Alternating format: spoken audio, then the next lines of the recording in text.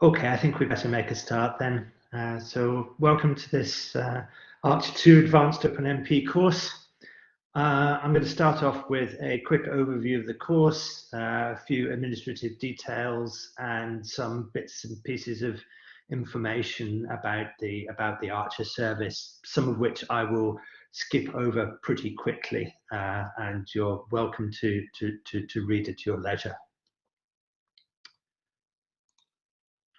Okay, so first of all, the obligatory legal notice.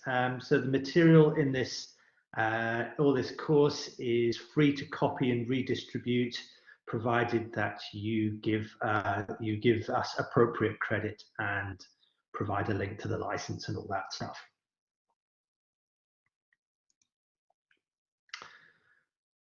Okay, so the Archer 2 service is a partnership between the UKRI, so that's the UK's main research funding body, ourselves at EPCC, the wider University of Edinburgh, and Cray, who supply the hardware. Archer 2 is the UK's national supercomputing service. So it's managed by the Research Council, but it's housed and operated and supported by ourselves at EPCC, and as I said, the hardware is supplied by Cray. And this is part of a wider training program which is provided by the Archer 2 CSE team. So we do around 60 days a year in normal times, and hopefully soon we will be back out on the road delivering training in person at various locations around the UK. But for the moment, we're still all online. And yeah, everything's free to any academics.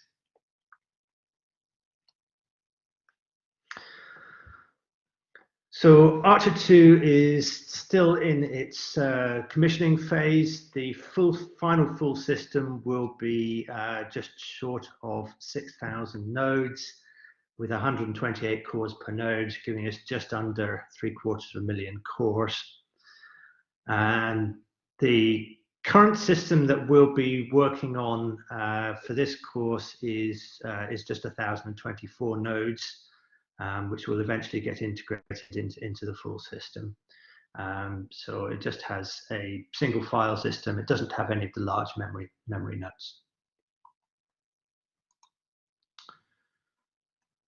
Okay, bit of history about EPCC, which I think I will just skip over. Okay, there's various places on the Archer 2 website that you might find helpful. So under the training tab, there's the upcoming courses. There's also the material from past courses, and that's where the material from this course will be archived in, well, semi-perpetuity for at least the lifetime of the Archer 2 service anyway.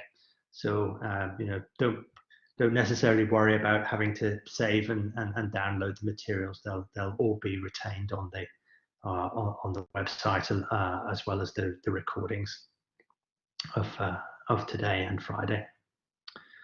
There's also links to virtual tutorials,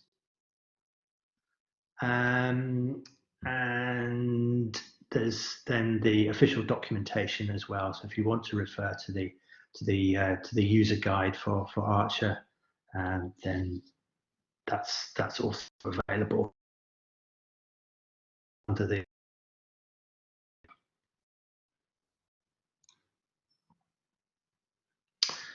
A little bit about myself. My name's Mark Bull. I'm a senior research fellow at EPCC, and amongst other things, I lecture on our MSc in high performance computing, and I'm also the representative for EPCC on the OpenMP Architecture Review Board, which is the body that administers the OpenMP specifications.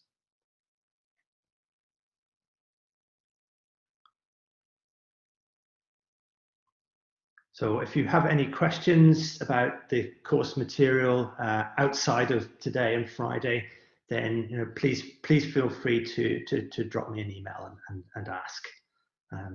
That's absolutely no problem. Very happy to answer any questions you might have about OpenMP generally.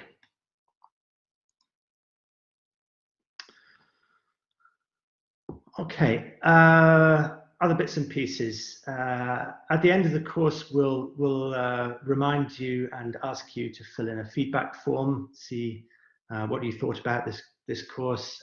We find that extraordinarily helpful in developing our course material and making sure we're giving our course attendees what they want and need from our courses. If you have a support query about Archer, then you should email our help desk. So if you have some problems with your account, then please put in a query to our help desk. Okay.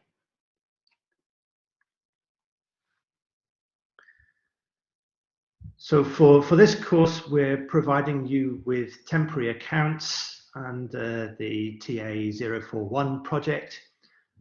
You just get a very small amount of budget so that you can run the practical exercises. The advantage of this is that it allows us to use a reservation of a number of nodes, which should give you pretty much instantaneous turnaround on any batch jobs, rather than competing for in the batch job in the main batch queue with everybody else that's running on the system. If you already have your own Archer 2 account, then it's also fine if you use that. You don't have access to this dedicated reservation, but you can use the short queue for quick job turnaround. So at least recently, I've been getting pretty much instantaneous turnaround from the short queue. So that should work okay if you want to use your own account. The accounts will be open for about 2 weeks after the end of the course, at which point everything will be wiped out. So if you want to take any copies of anything that you've done, then please do so after the course reasonably promptly, because the accounts will disappear fairly shortly. So all the course materials, so my lecture notes and all the exercises, the source code for the exercises and the notes about the exercises are all available from the Archer 2 website.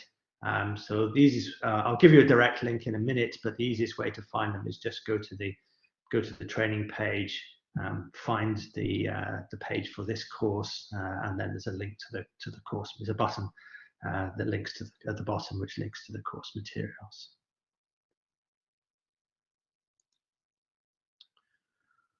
Okay,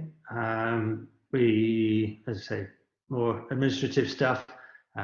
Basically, we expect all our users and to comply with the code of conduct. So essentially, just be sensible, be nice to everybody, and don't abuse the system that you're given access to.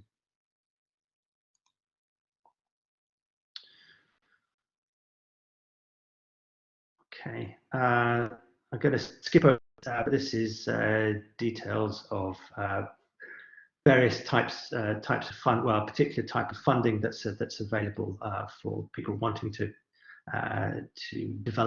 essentially develop software on the Archer 2 service.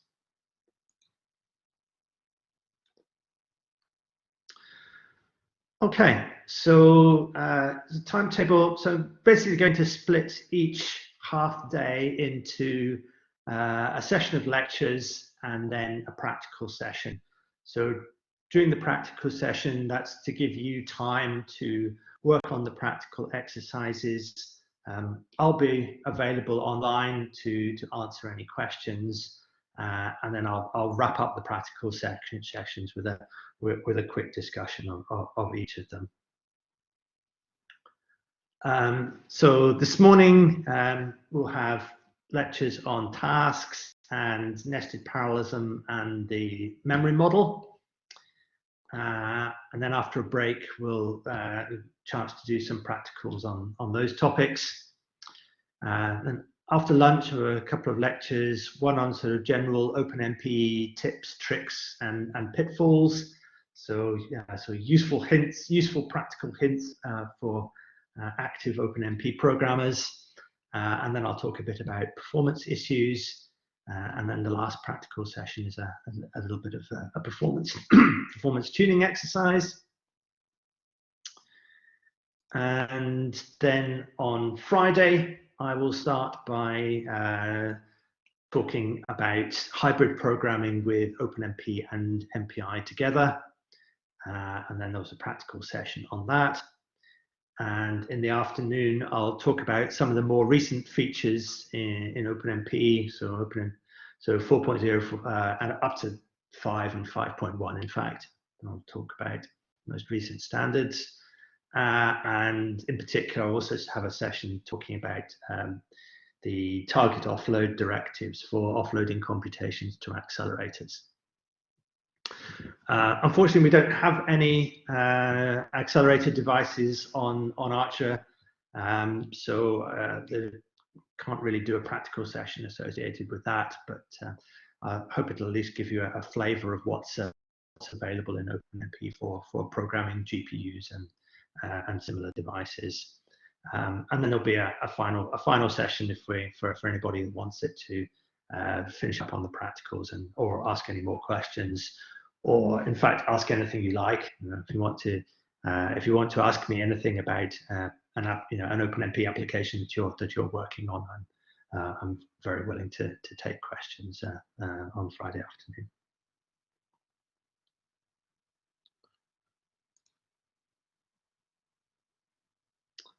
Okay, yeah, so course materials, so easiest way just to go to the Archer website and follow the links to this course, but for reference, the direct link to the training materials is there.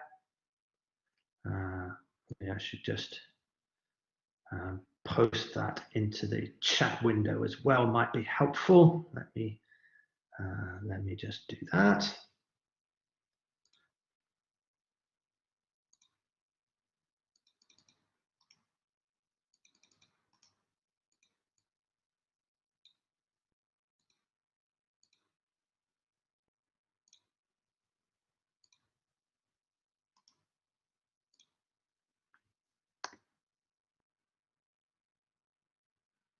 Go.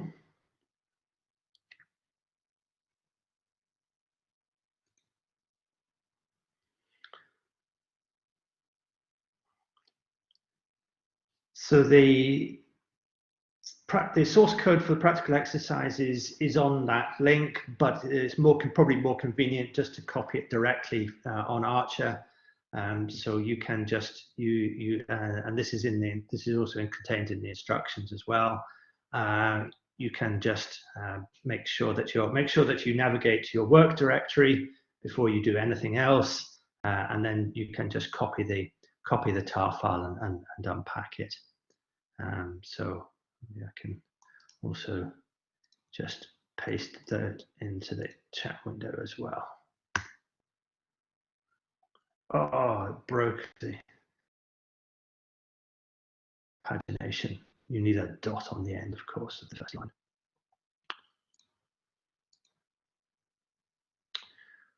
Okay.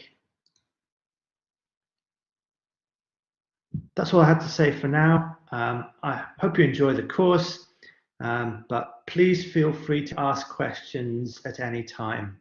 So we're a reasonably small group here, so you can either type questions in the chat box, and I'll keep an eye on that as we go along, or you can also raise your hand to ask a live question.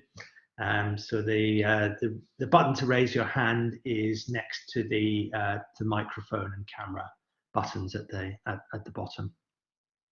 At least it is on my version of Collaborate. I guess it should be the same on everybody else's browsers as well, but you never really know.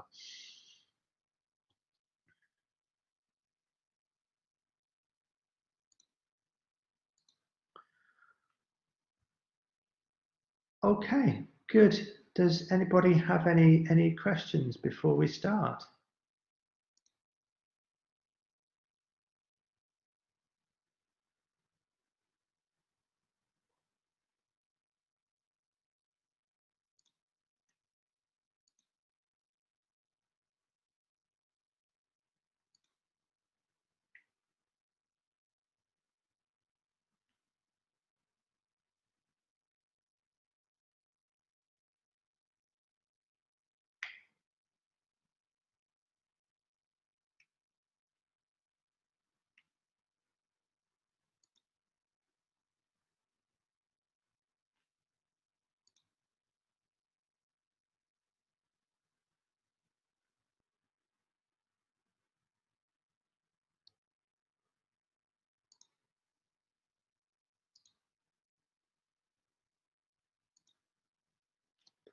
Okay, so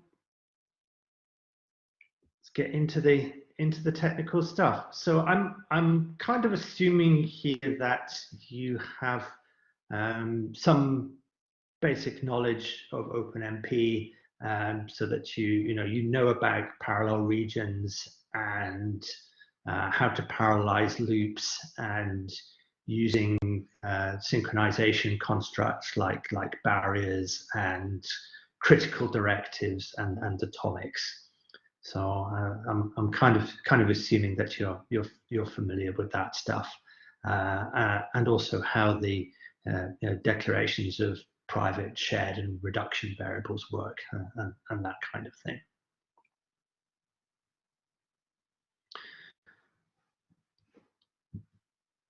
So probably most of the usage of OpenMP out there in the world is really dealing with parallel loops, with simple parallel for or parallel do directives.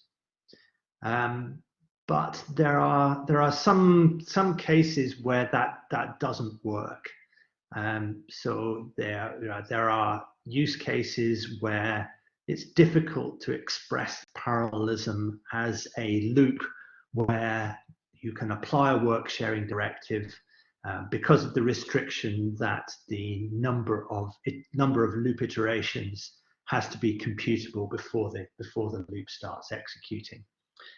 So that's essentially the restriction that applies for using the work sharing directives.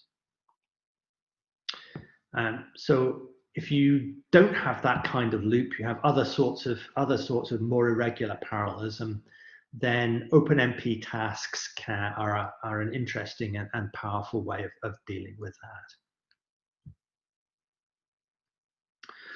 So what are OpenMP tasks? Well, tasks in essence are just independent units of work, so independent pieces of computation which can be executed in parallel. And really a task has two elements to it. It consists not only of a block of code to execute, but also some data to compute with. So these are essentially per task private copies of variables. So with normal OpenMP parallel regions and loops, you'll be familiar with the concept of having private copies of variables per thread. But the OpenMP tasks takes this a little bit further. So instead of having a copy per thread, we can also have a copy per task as well. The syntax is kind of overloaded here, so we use the same syntax essentially to of private, first, private, and shared to denote these per task private copies. But the model is somewhat different. So essentially, what we write in the code turns out to be the creation. Really turns out to be we write the creation of tasks, and then these tasks are assigned to threads by the runtime for execution. And actually, we have very little control over how this is done. So in general, we don't know which thread's going to execute what task. And we don't know, by default, we don't know what order tasks are. If we express some parallel tasks, we don't know what order they're going to be executed in.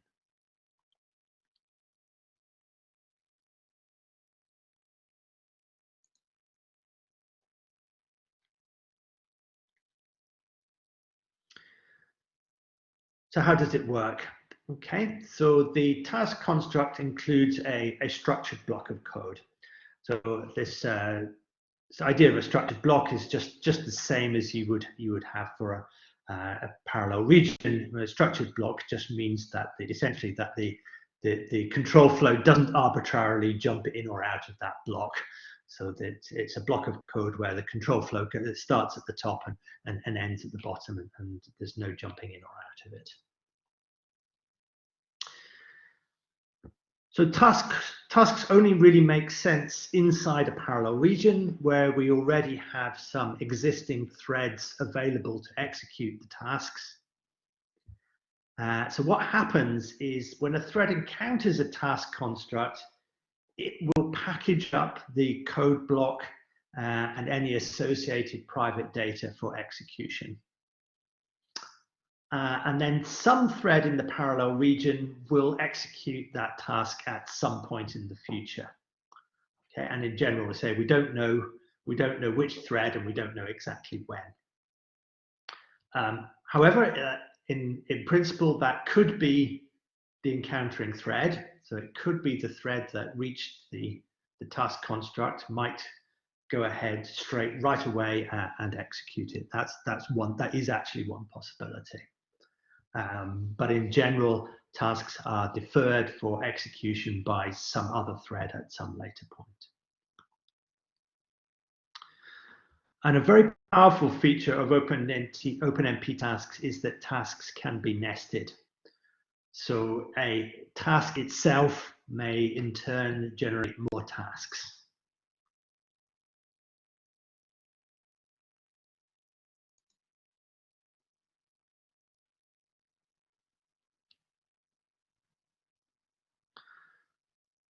No big surprises in the basic syntax.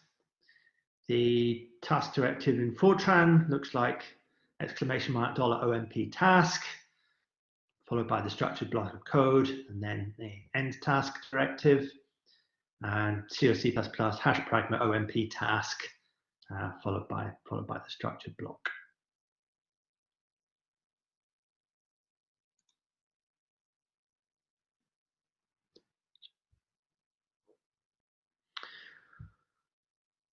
Okay, so let's start with a simple example.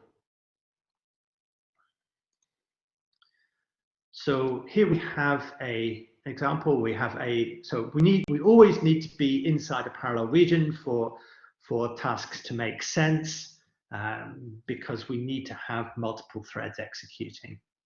So the task, it's like the work sharing constructs. The task construct does not itself create threads. We have already existing parallel for this to make sense.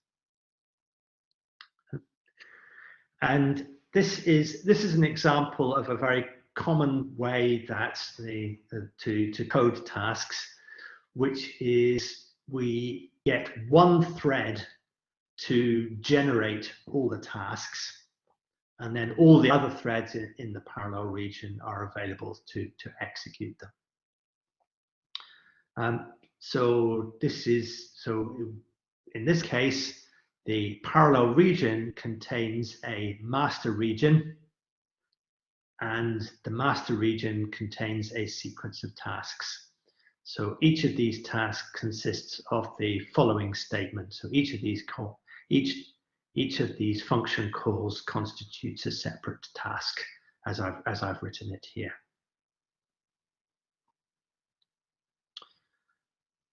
So at first sight, this looks a bit weird. This parallel master, or you'll also see people using parallel single as a paradigm for creating tasks.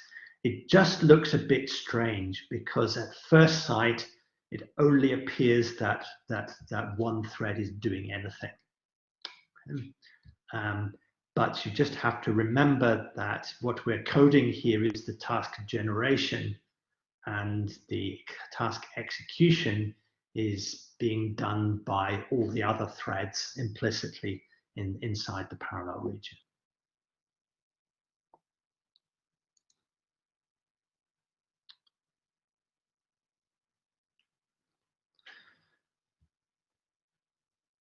So if we generate some tasks, then we better have some guarantees about when we know that tasks have been completed.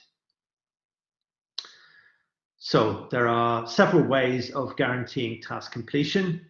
The first one is at thread barriers. So whether those are explicit barriers with a barrier directive or implicit barriers, say at the end of a work sharing loop directive or at the end of a parallel region. And this applies to all the tasks generated in the current parallel region up to the barrier. So wherever we have a barrier inside a parallel region or at the end of the parallel region, the barrier will not complete until all the tasks that have been generated before the barrier have actually been executed.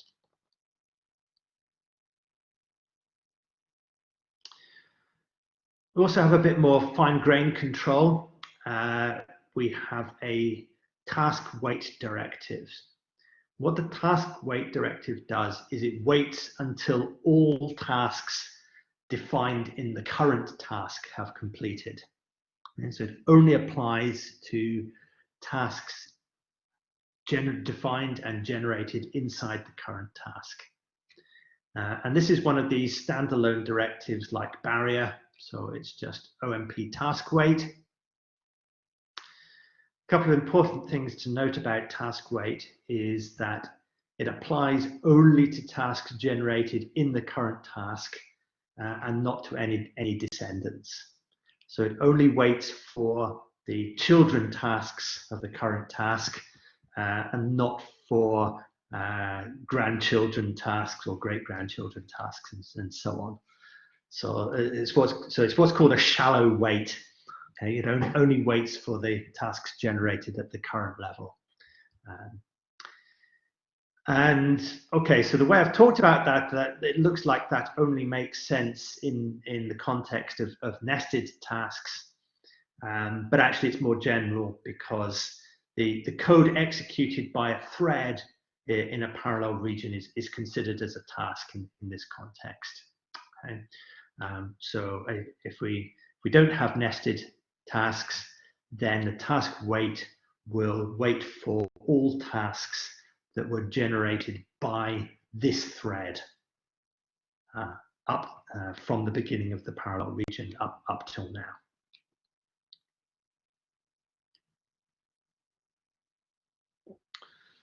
So it's called this.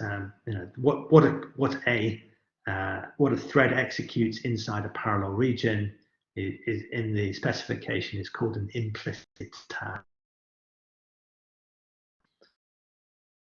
That for the purposes of task wait and some that computation is essentially considered a task.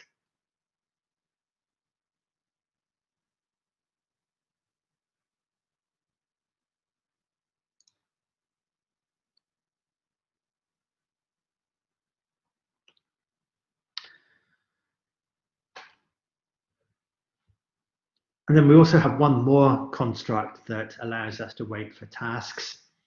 and this is the task group. And so this works slightly differently from task wait. It's not a standalone directive. It contains a structured block of code. And what this does is that at the end of the task group, we wait until all the tasks created within the task group have completed. And this is a deep wait, so it actually applies to all the descendants, not just the immediate children or the immediate tasks generated inside the task group.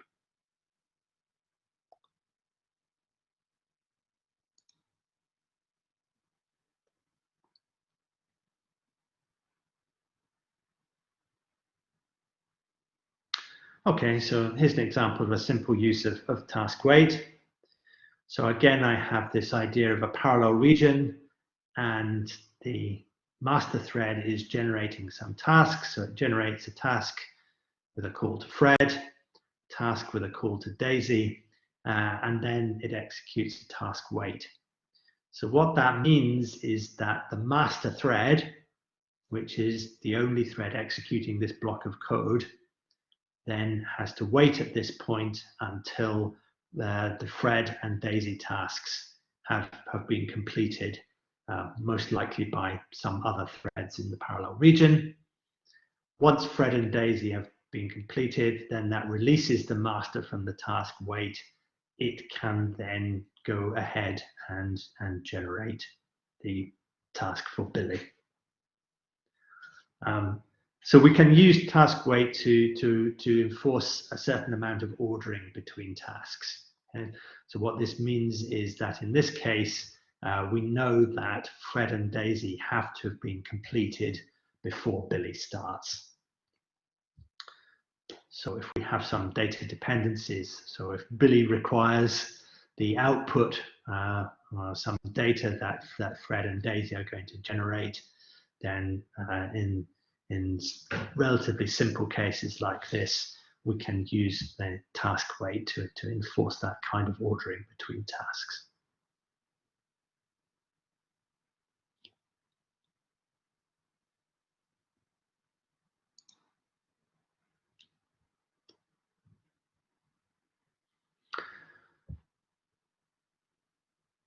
Okay, so let's now look at some more interesting examples. So the first one of these is a classical linked list traversal. A linked list is just one of these data structures where each item in the list contains a pointer to the next item. So it's possible to traverse the list by just following the chain of pointers. Okay, so the code I'm thinking of might look something like this. Okay, so I have a pointer P, which is initialized to point to the head of the list, the first item in the list. And then while P is a valid pointer, so while P is not null, then we call some function process on the current item in the list. And then we move on to, then we update the pointer to move on to the next item in the list.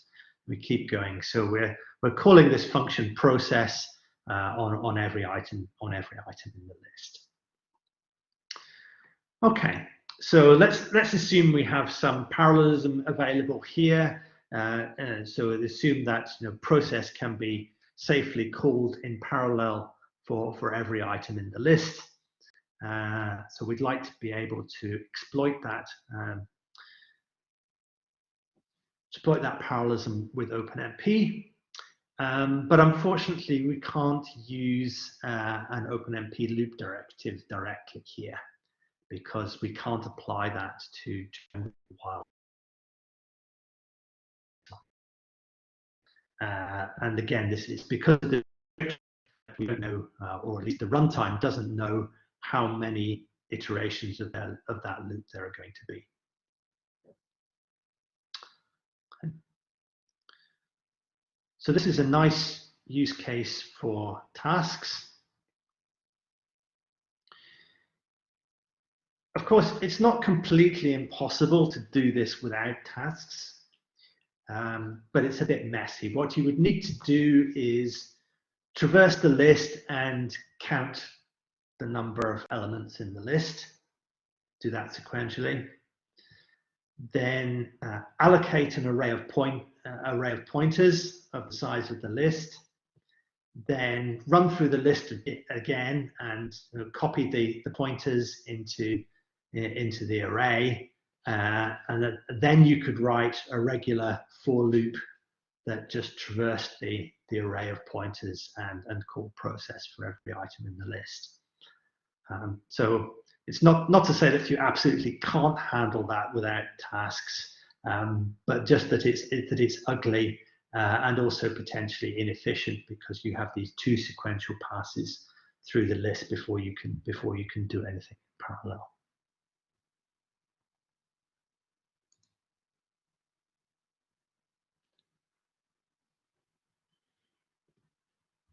Okay, so how do we handle that in OpenMP with tasks? Well, again, I'm going to use this parallel master paradigm here.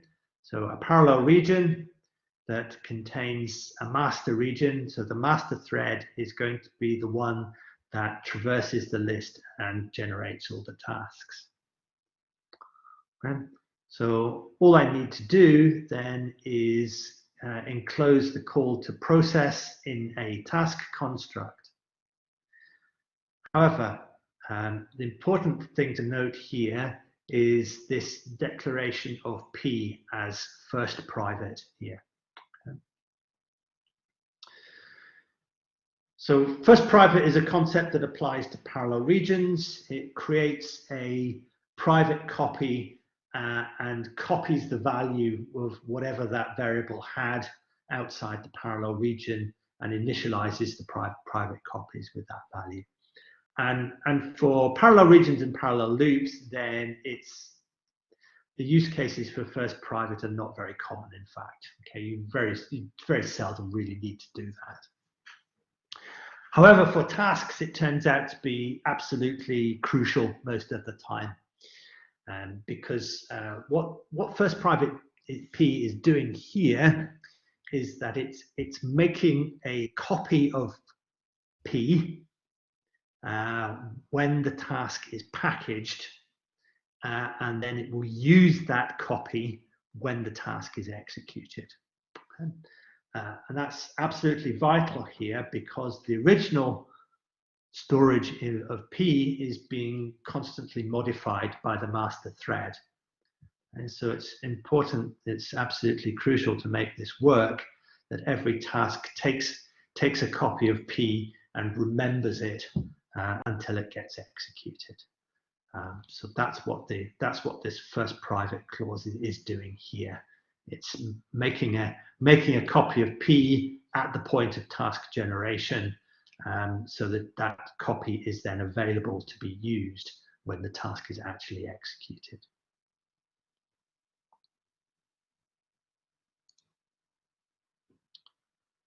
Okay. So just to make sure that we have the right thing in our head here, let's really think about what the different threads are doing here. Okay. So in fact, what in this example, thread 0 is traversing the list, and for each item in the list, it's packaging up the tasks. Okay. So at the same time, all the other threads in the parallel region are essentially just saying, okay, are there any tasks available to do? If so, execute them. And once thread 0 has finished traversing the list, if there are still some outstanding tasks, it's also then free to join in and execute any remaining tasks. Then eventually, when all the tasks are done, all the threads will end up at the barrier at the end of the parallel region. And at that point, we know that all the tasks have finished executing and the parallel region will complete.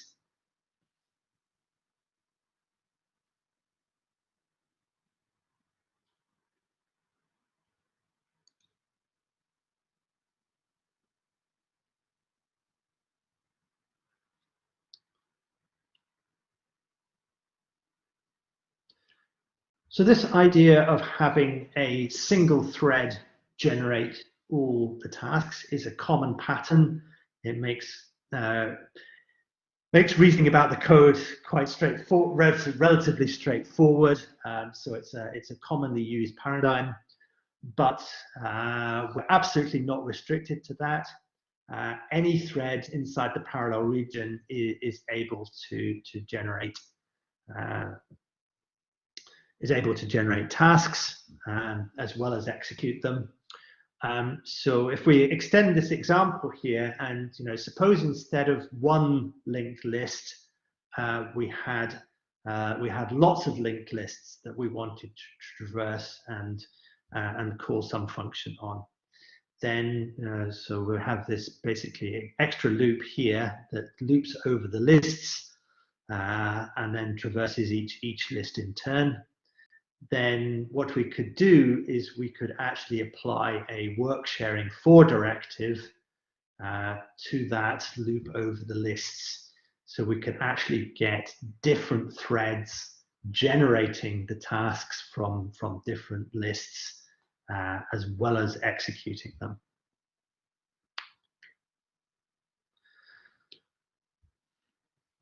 And this also illustrates a nice feature of tasks, because in principle, this could be a very difficult problem to load balance successfully without using tasks. We've got a number of different lists. Each list could potentially contain very different numbers of items, and the processing for each item might take different amounts of time. So in general, that's quite a difficult, potentially a difficult and challenging load balance problem to solve. But the idea is that tasks can essentially do that automatically for us. It's all taken care of by the runtime. And that's because every thread is available to execute any task, no matter which thread happened to generate the task. So essentially what we're doing is all the threads are generating tasks, and they're all implicitly being chucked into a big pool, and any thread can then pull tasks out of the pool and execute them and potentially produce a reasonably well load balanced schedule for all the tasks. So that's kind of a nice feature of tasks. If you have this kind of nested irregular parallelism, then using tasks can be a nice way to solve any complicated load balance problems you might have.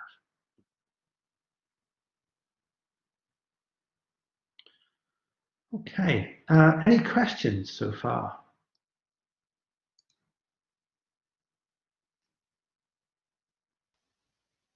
Hi, Gianpaolo, go ahead. Hello, I have a question about the first private.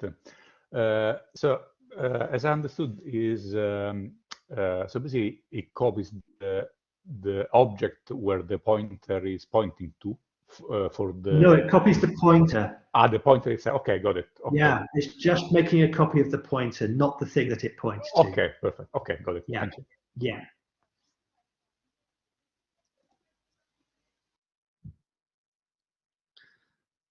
Anything else?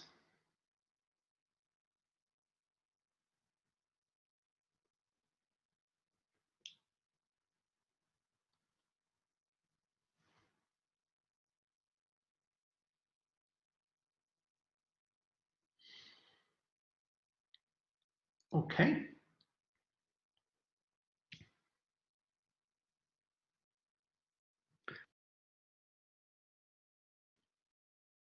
At first private, but let's be a little bit with tasks. So as I kind of indicated, variables can be shared private or first private with respect to a task. And these concepts, well, actually they're not really different to what we have with threads, but it helps to think about it in a slightly different way. So this is actually also the right way to think about scoping with nested parallel regions as well, but we'll come to that in the next talk. Okay, so what's the meaning of shared private and first private with respect to tasks? If a variable is shared on a task construct, the references to it inside the construct are to the storage with that name at the point where the task was encountered. Okay. And the slightly strange thing that you might have to get your head around is that storage at the point where the task may be encountered could be a variable which is private to the thread. Okay. So it's possible to have a variable which is private with respect to the encountering thread, but shared with respect to the tasks that are generated.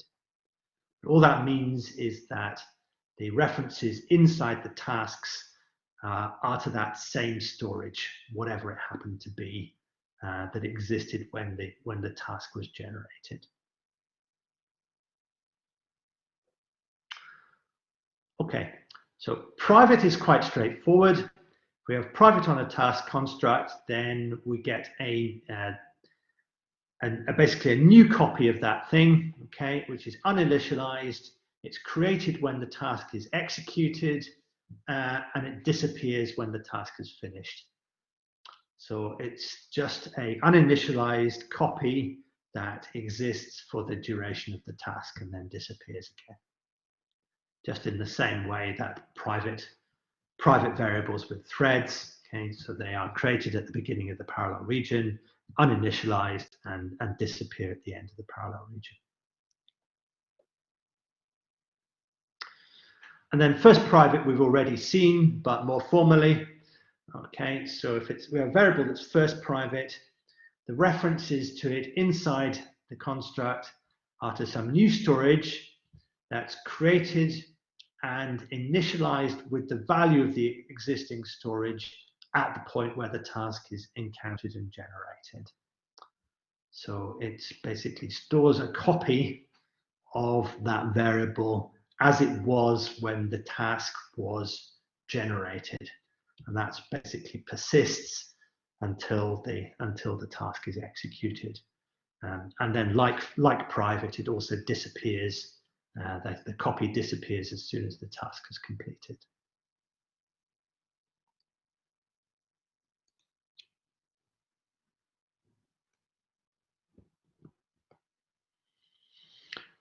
Okay, there's some default behavior here, and it's different from what you get with threads. So I'm actually not going to. I'm going to leave you to read this if you're interested. And the reason that I'm not going to talk about it is that as with parallel regions, I strongly recommend that you don't depend on the data scoping defaults ever. Okay, so I strongly recommend that you always use default none on a task, which forces you to explicitly declare everything that's used inside the task as either shared private or first private. Otherwise, the reasoning, it's too easy to miss things, and it's too easy not to think carefully enough about it. So yes, there is some default behavior, but I strongly recommend that you never rely on it. Always use none and explicitly declare everything that's used inside the task as shared private or first private.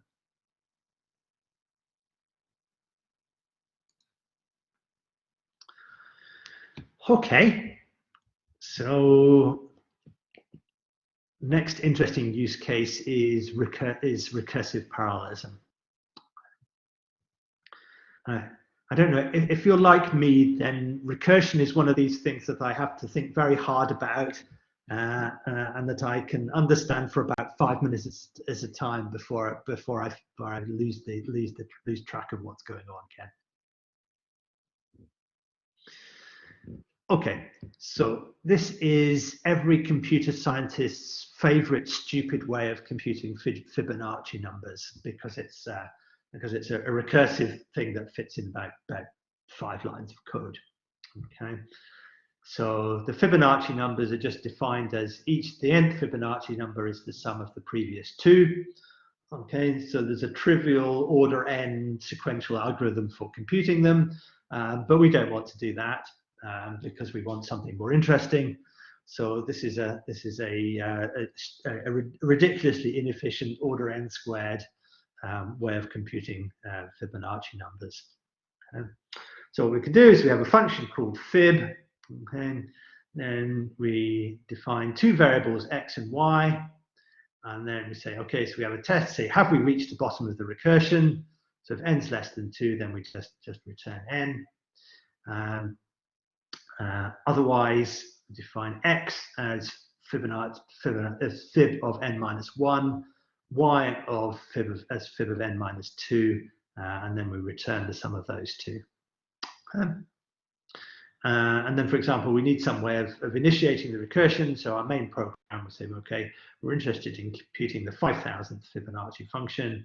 So we kick off the recursion with the topmost call to fib, and let the recursion unwind itself.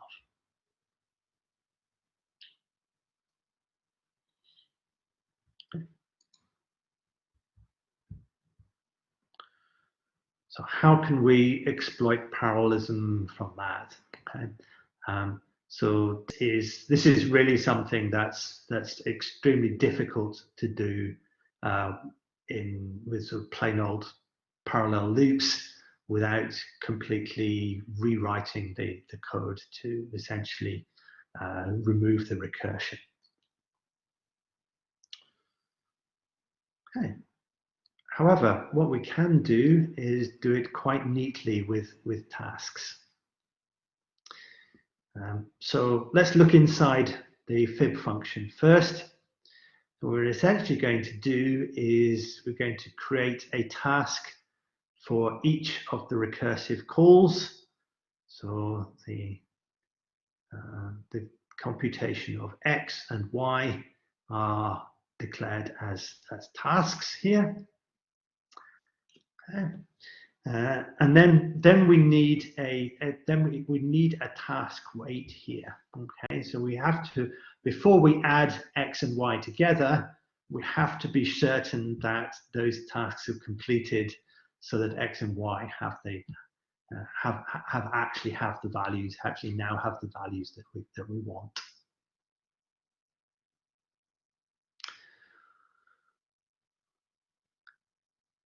Okay, easy enough. And then to kick off the recursion, then we just need this parallel master pattern at the top. So create a parallel region, create a number of threads, and then just have the master thread make the initial call to fib. Okay, so a couple of things to note here. So remember that task weight is just a shallow weight. So task weight is only waiting for these 2 tasks to have completed. But these tasks are also going to generate recursive child tasks as well. But remember that those recursive calls also contain the task weights.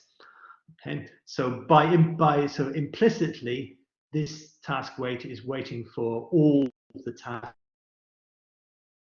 that are generated down the tree, because there's a task weight at every level.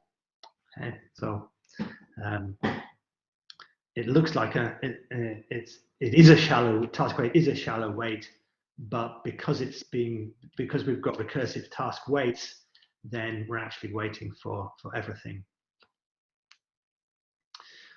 Okay, so article for Jakob. Okay, does last private work? Okay, I'm just about to talk about the data scoping here. Okay, so you'll see that the variables we need to take care of here are basically x and y, and we need, in this case, we have to declare them as shared, which looks weird. Okay, just looks a really odd thing to do. So what does that actually mean? Okay, it means that this reference to X inside the task is to the existing storage when the task was created. Okay, and that existing storage is the version of X that was declared at this level of recursion. Okay. And it's important that it is that's what we do, because we want those values to still exist when we come to add X and Y together after those tasks have completed. So the answer to Jakob's question is, unfortunately, no. Last private doesn't work, because what would happen is that those copies, those last private copies, would disappear when essentially when the task wait happens. Okay? By the time the task wait is completed, we're guaranteed that those two tasks have completed, and the last private copies would have gone out of scope at that point. And so they would not, if we have last private, then we are not actually writing to these variables, which are to this storage, which is declared at this level of the recursion. And so the sum of X and Y would not be referring to the correct storage locations.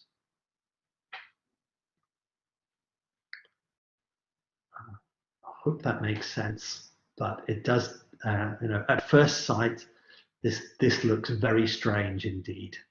Okay. But what shared is saying here is use the existing storage. Don't make a copy for the scope of the task.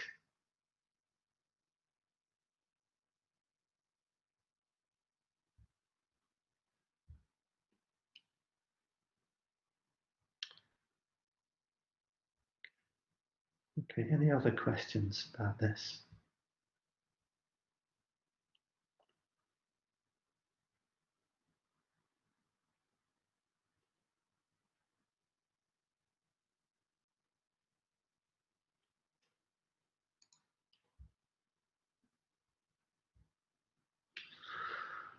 Okay, so a little bit of advice about tasks. So in general, as you've kind of already got the message, I hope, getting the data attribute scoping right can be quite tricky. So yeah, I strongly recommend using default none always here. Okay. Secondly, don't use tasks for things that are already well supported by other constructs in OpenMP. So, you know, for standard loops, if you can do it with a loop directive, then do it, because the overhead of using tasks is bigger. There's some overhead associated with packaging up the tasks and also scheduling them for execution, which is bigger than for parallel loops. And essentially, you know, the runtime and the implementations of tasking are generally reasonably good, but you can't expect miracles. And in fact, the best results are usually obtained where we need to take some control over the tasks and their granularity. So it often looks convenient, and there's often some natural, the way you write the code, there's often some natural granularity of tasks. But in many cases, that turns out to be too small. So the amount of computation that you would naturally want to put into each task isn't enough, and that you will end up having a lot of overheads of task generation scheduling. So very often you need to explicitly combine the natural tasks in your code together to make bigger actual OpenMP tasks. So for example, if we go back to the linked list example again, maybe instead of turning the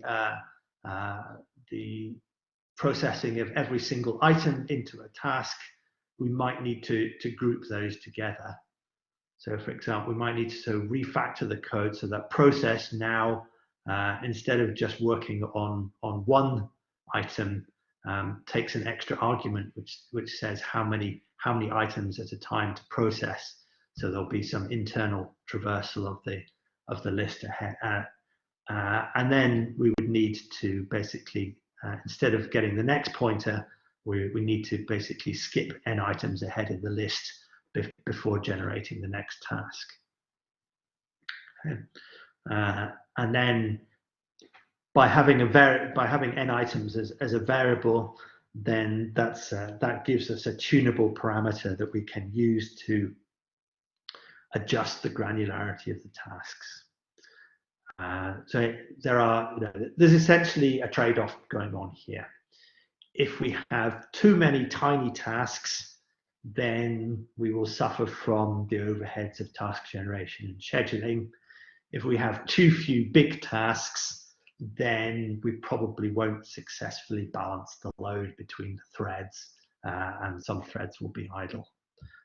So it's often a question of finding that sort of sweet spot of granularity that gives us enough parallelism, but also not too much overhead.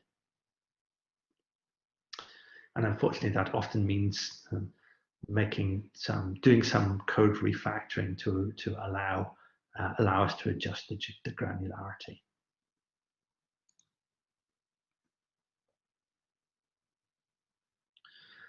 And we can think of the same kind of idea with the recursion as well. So another option as a clause on the task is an if clause. So this basically says only generate a task here if the condition is true. Otherwise, just treat the block of code as a normal block of code and go ahead and execute it now. So we can say, okay, basically, if only if n is big enough here, then we will create tasks. Otherwise, we will just unwind the recursion sequentially below that level. So that again gives us an adjustable parameter to say, okay, below a certain level in this binary tree, then we will just do sequential execution. So again, that gives us some control over the number and granularity of the tasks that are being generated.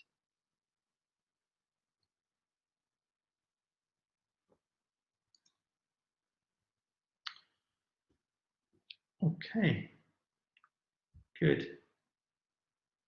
Any other questions?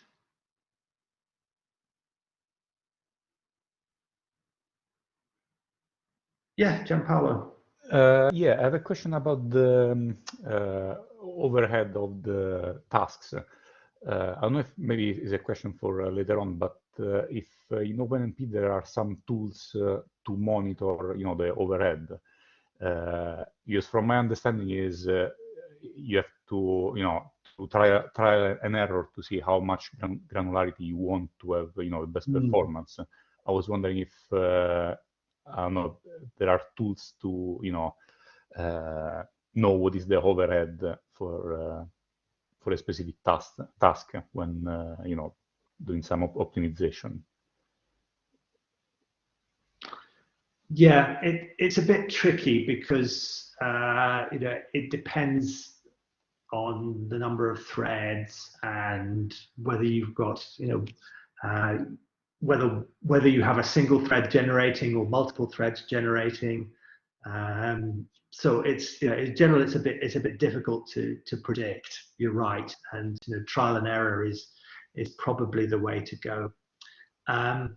Again, tools, yes, but it depends. You can, how clearly the overhead shows up in profiling tools is, well, questionable. Okay, it'll be, if the code's spending a lot of time doing task generation and scheduling, it probably will show up in your profile as some kind of function inside the runtime library. But recognizing that as being task generation or scheduling may not be obvious. Okay, thank you. And maybe as a rule of thumb, like a starting point to choose like a granularity is like anything you would recommend? Yeah, tasks really need to be of the order of tens or hundreds of microseconds as a rough order of magnitude. Okay, thank you. Okay, so anything less than kind of 10 microseconds, you're likely to run into too much overhead. Okay, thank you very much.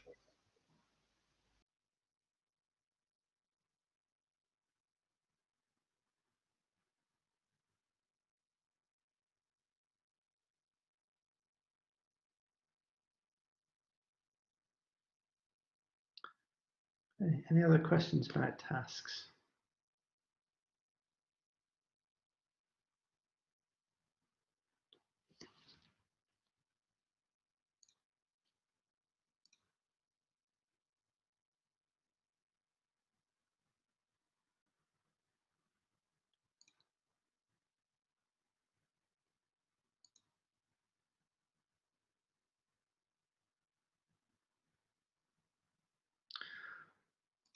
Okay, let's move on to nested parallelism then.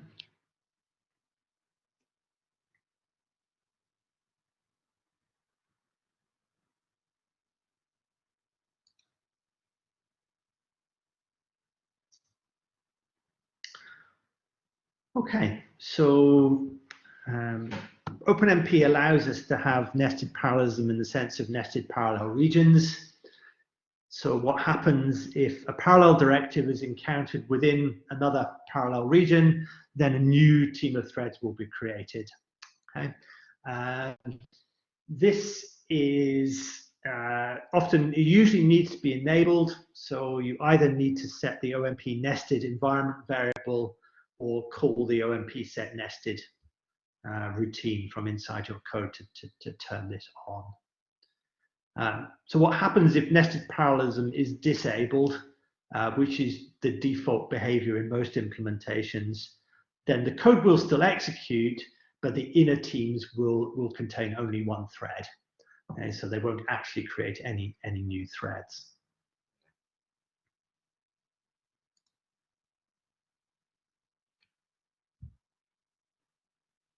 So it allows us to do things like this. Okay, so this is a Fortran example for a change, but I hope that C programmers can translate in their heads easily enough.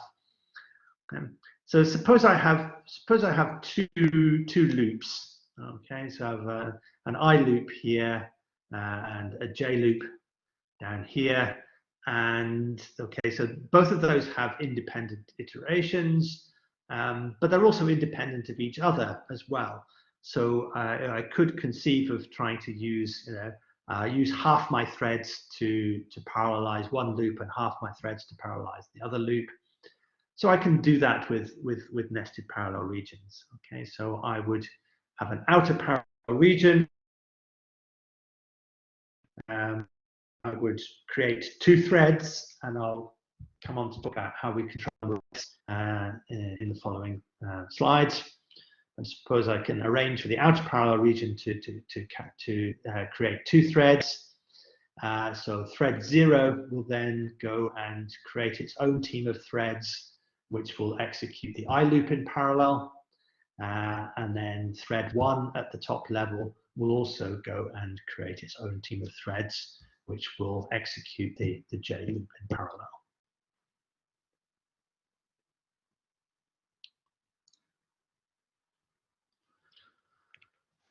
Okay, it's in reality probably not needed that often, but it can be useful in applications where we have multiple levels of parallelism, but the outer level doesn't contain enough parallelism to keep all your threads busy, and maybe the inner levels of parallelism are a bit fine-grained, or there's some sequential bits at the inner level that don't parallelize easily.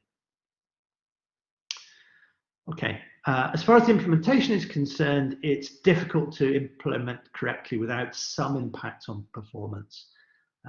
So it makes all the bookkeeping in the runtime much more complicated if nested parallelism is enabled. So that's the region is usually disabled by default, and you shouldn't enable it unless you're actually making use of it.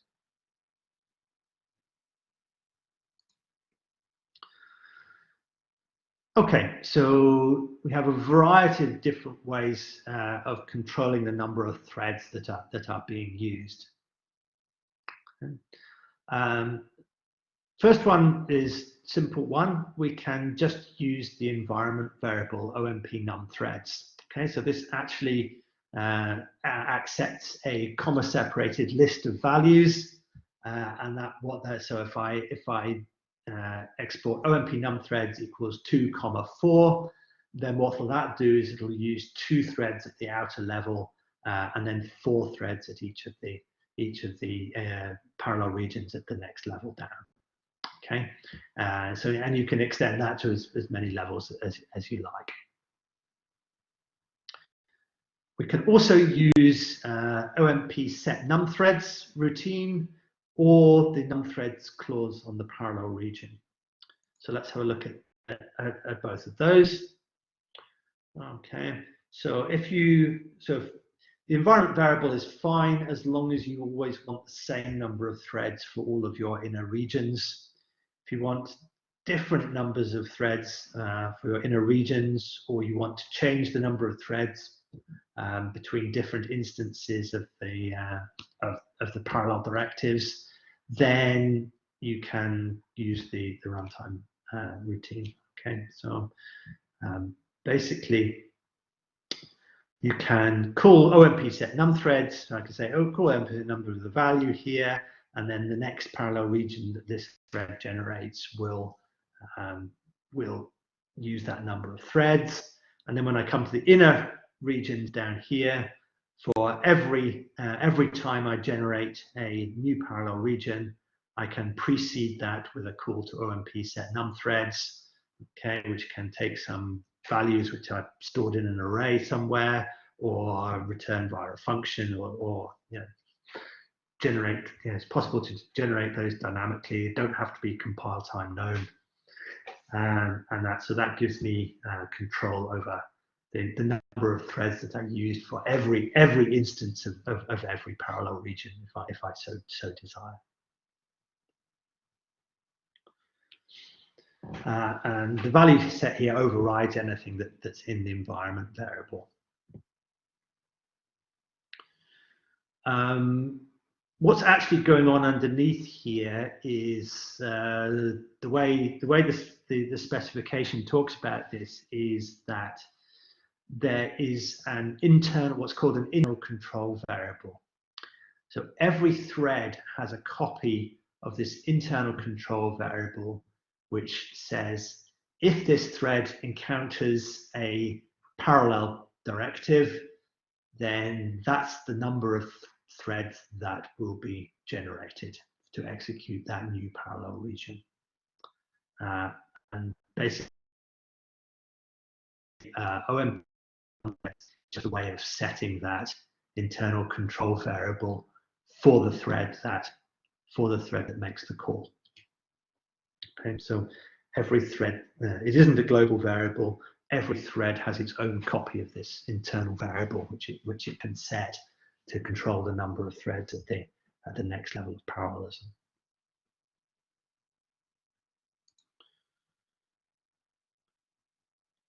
Can also use the num_threads clause. So the parallel region takes a num_threads clause, and you can do the same kind of thing on that as well. It's really a matter of which one you use is really a matter of coding convenience. So sometimes you want to make it's convenient to use the runtime routine because you can make the call in a different function somewhere earlier in the code, whereas num_threads clause always belongs explicitly on the parallel region, which on the other hand perhaps makes your code a bit more readable. So you don't have to sort of figure out that, oh yeah, OMP num_threads was called in some, it's called deep down somewhere in some function somewhere else in the code at some previous time, and that's what actually controls it. So it's kind of, it's really a matter of taste and convenience which mechanism you use here. And using the clause both overrides the environment variable and anything that was previously set by the function call.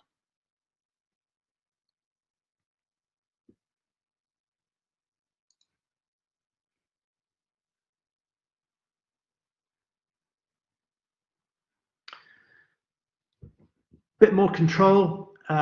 So it's quite easy to get yourself into a situation where you potentially have lots of different parallel regions active at the same time, and therefore get into a situation where you have more actual threads running than you have hardware resources to run them. So more threads than cores or virtual cores or hyperthreads or whatever.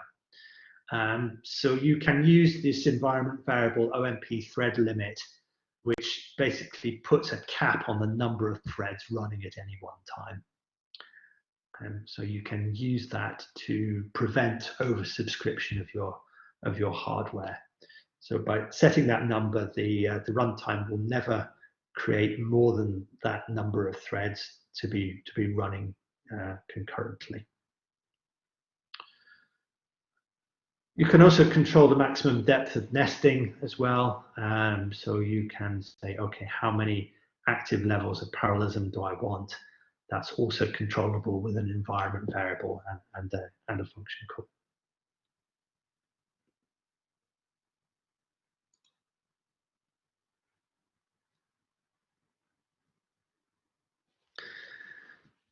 And then we also have some utility routines to help us navigate around this tree of threads that we're going to create.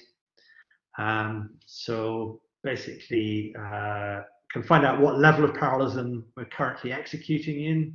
So that's OMP get level returns the level of parallelism in the calling thread. So that will start as basically, if you call it in the master thread outside any parallel regions, that returns 0. Can also call OMP get active level. So what that does, it also returns the level of parallelism of the calling thread, but it ignores any levels which are inactive. And what inactive means here is basically teams that only contain a single thread. So the terminology here is that a level of parallelism is active if it's actually created some additional threads, and it's inactive if it's just executed with the thread that encountered that parallel region.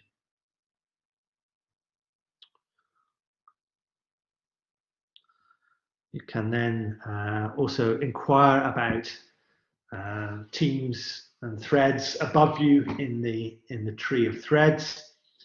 So you can get your ancestor thread num at any given level. So that returns the thread ID of this thread. Okay, so in particular, if you wanted the ID of your parent thread, you would call OMP get level, to get your current level, subtract 1 to go 1 up the tree, and then call get ancestor thread num, and that gives you the ID of your parent thread. And then you can also get the team size, get the number of threads executing at any given level above you.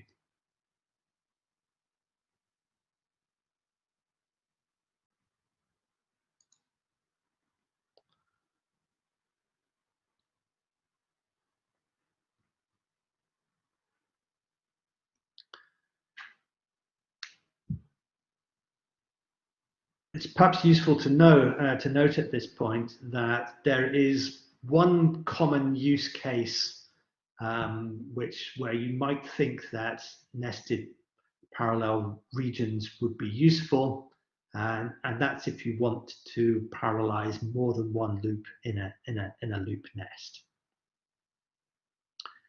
However, for certain restricted cases, there's a better way of doing this.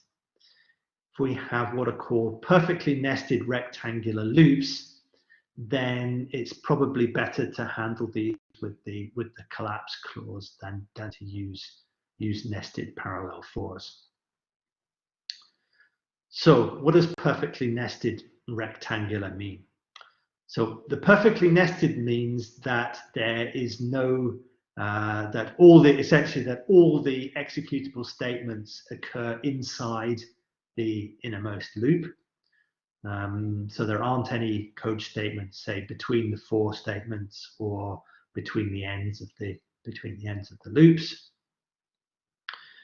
The rectangular bit means that the bounds of the inner loops do not depend on the value of the iterator of any of the outer loops.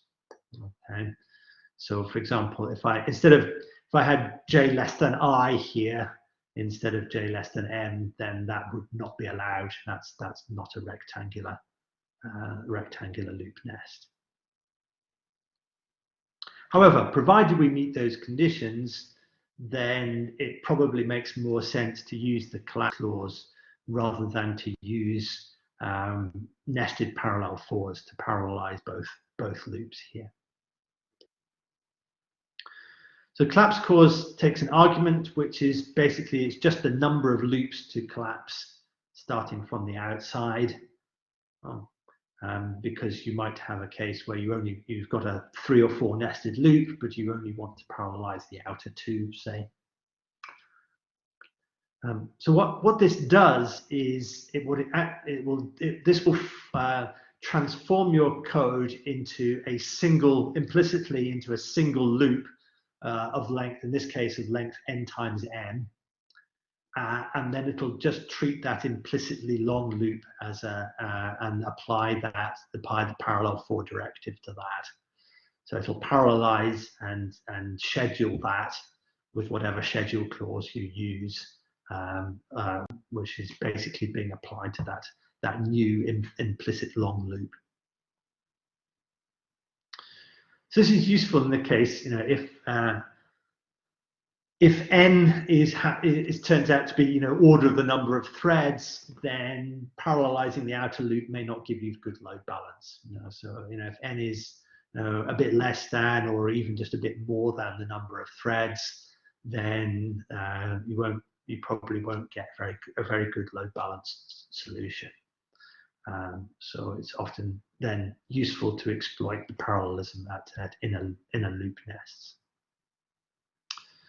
The other situation you can have in some applications is that this loop nest occurs lots of times, but sometimes n is small and n is large, and then for other instances of the loop nest, n is large and m is small.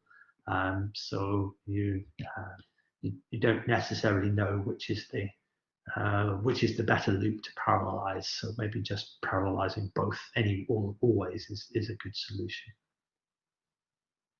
So for this particular pattern, using the collapse clause is almost certainly more efficient than using nested teams, and it better control over the load balancing because you can use a schedule clause that applies to all the iterations of the nest rather than scheduling each level individually.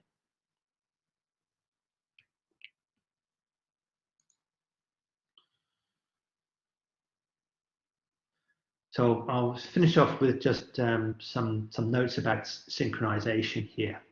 Okay. So because we need some rules about how the scope of the various synchronization constructs. So for barriers, so whether those are explicit barriers, so barrier directives, or implicit barriers, such as at the end of work sharing fors, these only affect the innermost enclosing parallel region. And so there's no way to have a barrier across multiple teams. Barriers always just synchronize the innermost enclosing team of threads. On the other hand, things like critical regions, atomics, and locks affect all the threads in the program. Okay? So that can be problematic if you want, say, mutual exclusion within teams, but you don't want exclusion between them, then you can't use critical regions to do that. So you might need to use locks, for example. You might need to create a different lock for every inner team and use that, or you could use atomics, but only only in situations where atomics apply.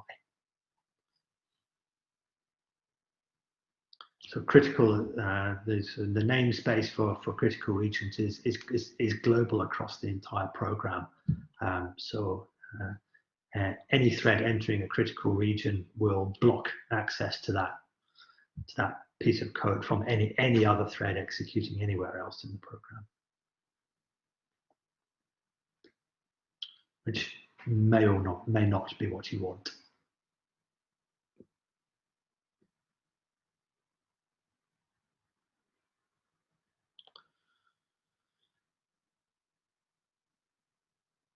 Okay, any questions?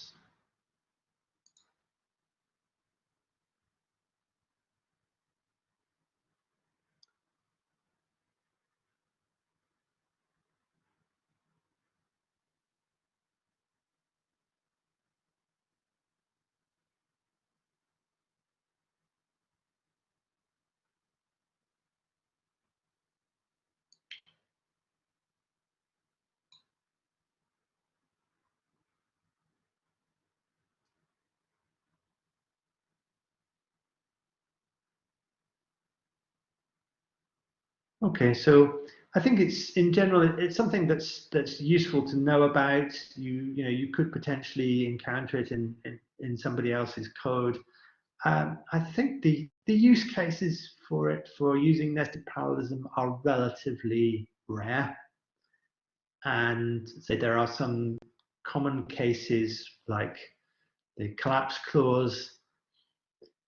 And also, if you have nested parallelism, then and it's irregular, then as I kind of hinted before, then using nested tasks is often probably a better solution than using nested parallel regions. So the problem with nested parallel regions is that you can, if you have any kind of load imbalance, it can be very difficult to balance the load across different nested regions. Whereas if you expressed it using nested tasks, then you essentially have just one big pool of threads, which any thread can execute any task, which is it might have a little bit more overhead, but it's a lot more flexible in terms of the load balancing.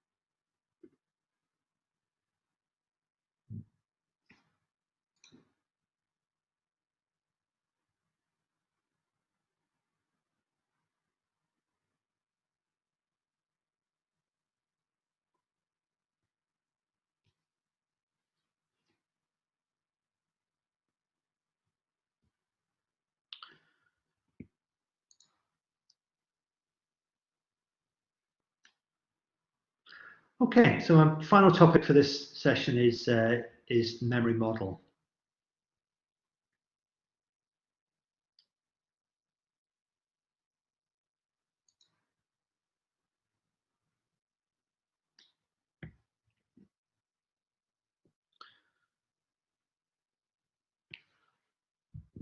So you might have been programming with OpenMP for quite a long time and never even known or cared about this. But I think it's something that's just useful to be aware of, and then you can safely and happily forget about it in the knowledge that you know that there's some things that you should never do, but that you can just carry on happily using OpenMP as you always have. So why do we even need a memory model anyway? Well, on modern computers, it turns out that code is rarely executed in the same order as what we actually specify in the source code. This is because at various different levels, the compilers, your processors, the actual CPUs, and the memory systems reorder code in order to optimize and achieve maximum performance.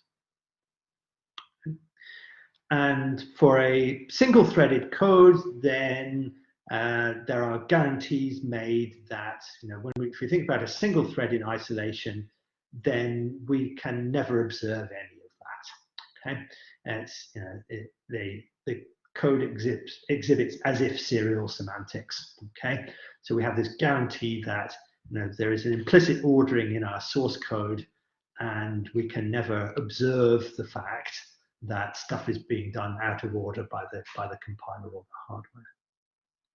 Okay, so our assumptions based on the memory model hold even in the face of all this reordering going on. However, once we get to thinking about multi-threaded execution, things are not that simple, and the reason here is that it's possible for one thread to observe the effects of reordering that have happened in another thread. Okay. So let's think about this very simple little example here. So let's suppose we have two threads, and thread 1 executes two statements. It sets x equals to 1 and then y equals 1. And then at the same time, or potentially concurrently anyway, thread 2 reads the value of y first and stores it somewhere, and then it reads the value of x and stores that somewhere else. Okay, so if there wasn't any reordering going on and thread 2 observes that the value of y that is read is 1, then it would be reasonable to suppose that the following read of x should also return the value 1, because the write of x happened before the write of y. Okay. But if the code in thread 1 gets reordered at some level, either by the compiler or by the hardware, then that assumption no longer holds.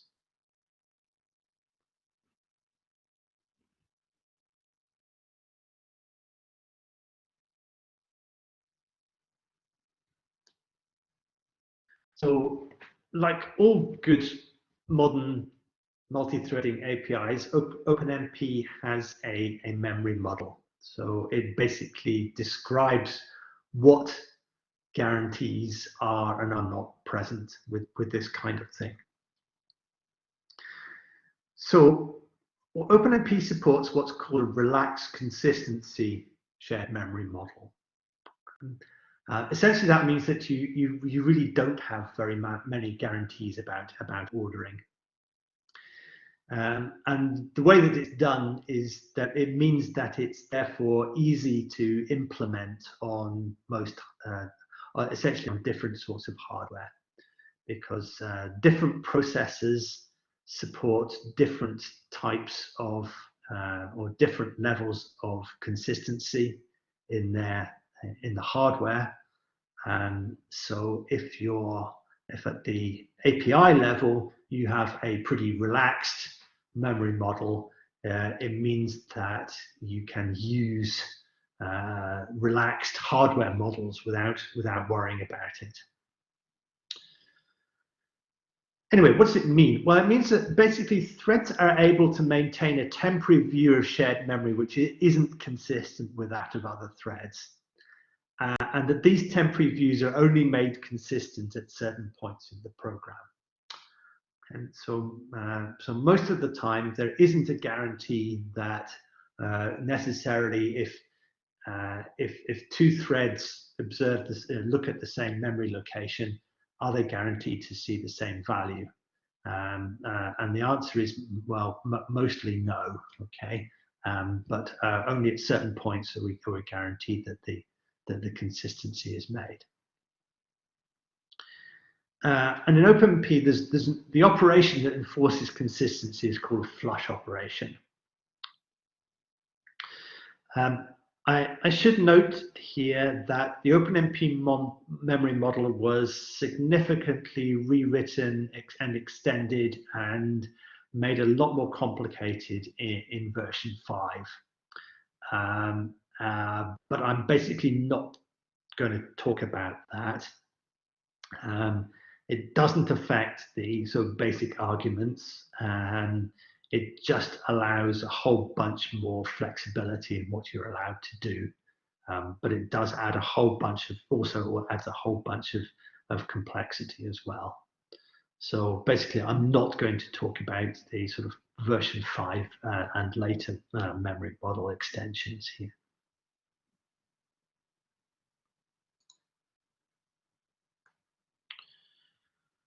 Okay, so what does this flush operation do to, so it basically defines what's called a sequence point at which a thread is guaranteed to see a consistent view of memory. In practice, what this means is that all previous reads and writes by this thread have now completed and are now visible to other threads. And subsequent reads and writes by this thread have occurred. So a flush operation is analogous to what's often called a fence in other shared memory APIs, and also if you read literature about memory consistency, then this concept is often referred to as a memory fence.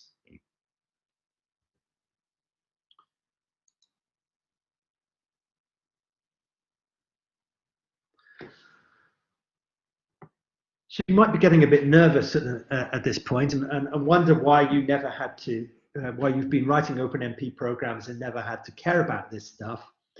And the reason is that a flush operation is implied by most of the OpenMP synchronization operations.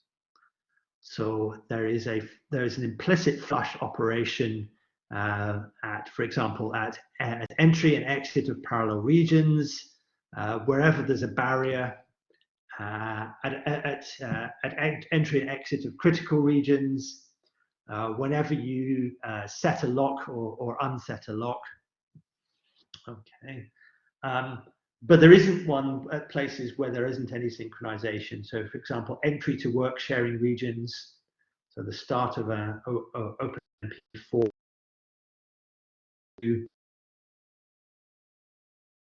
There's no synchronization and therefore no flush. Also entry and exit of master regions as well.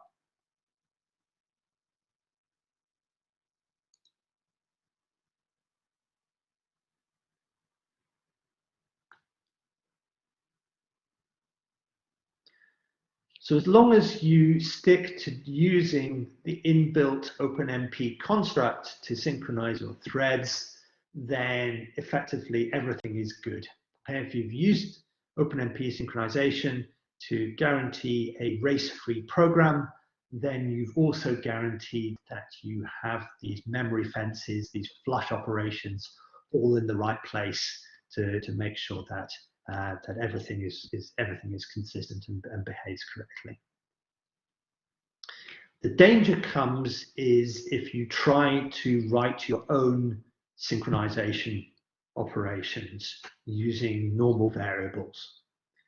So you might, for example, be tempted at some point to write something like this. So here I have thread 0 is going to do some computation and write the result into variable A. And then it sets a flag to indicate that that computation has been done. And at the same time, thread 1 is spinning and waiting for that flag to change. And then once it observes the flag to be true, it then goes ahead and reads the value of A in the expectation that what it's reading is the value that thread 0 just wrote.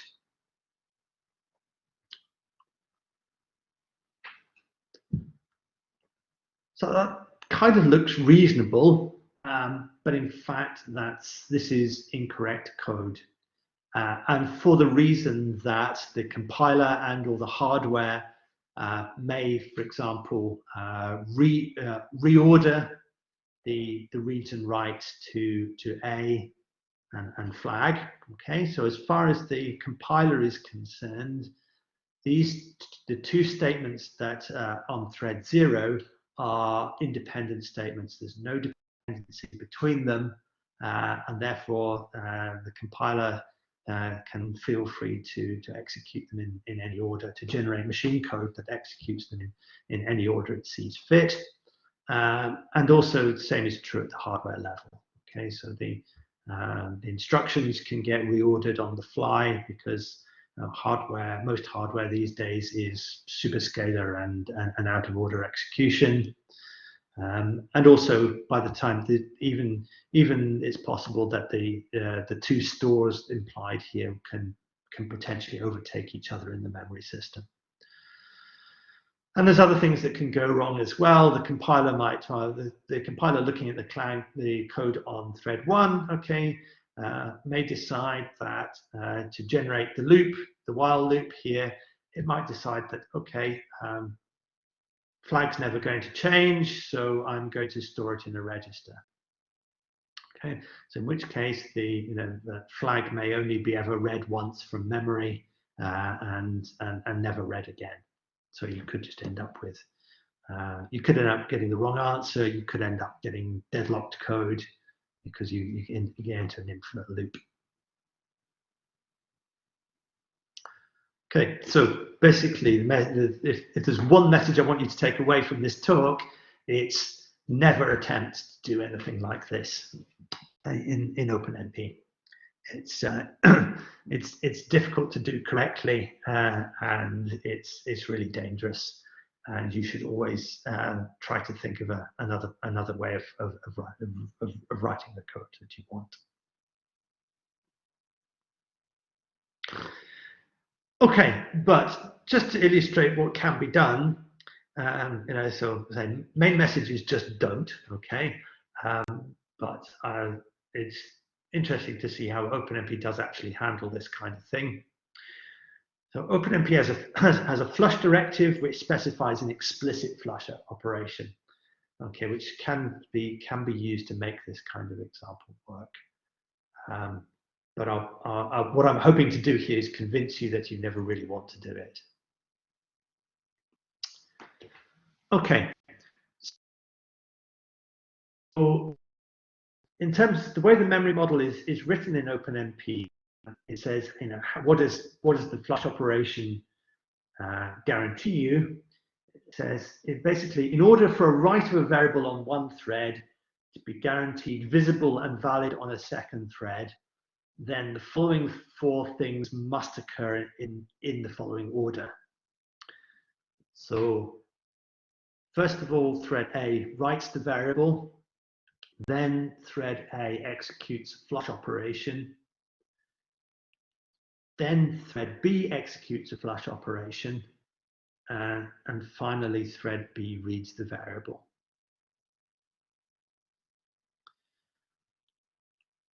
That seems reasonable, But if you think about it for a minute, you might consider that enforcing the order between items 2 and 3 here, between the flush operations, seems a bit excessively restrictive.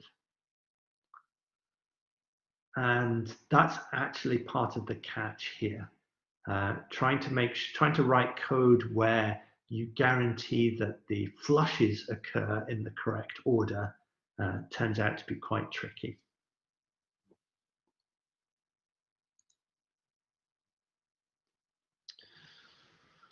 Okay, so I can sort of make this example work by liberally scattering flush directives all over the place. It turns out that in fact all of these flushes are necessary. So let's look at thread 0 first. So the first flush here is basically there to ensure that the write to A and the write to flag are not reordered. The second flush after flag equals 1 is essentially there to make sure that flag actually gets written to memory at this point, okay, and not just stored in a register somewhere. Thread 1, okay, well, basically we need to have a flush every time we read flag to make sure that that really gets read from memory. So that's what the first and second flushes are doing there. And then the really weird one is the third one, okay? So we also need this additional flush to make sure that we have this correct ordering. Okay, so the third flush here is basically there to make sure that the required ordering between items 2 and 3 in this list happens.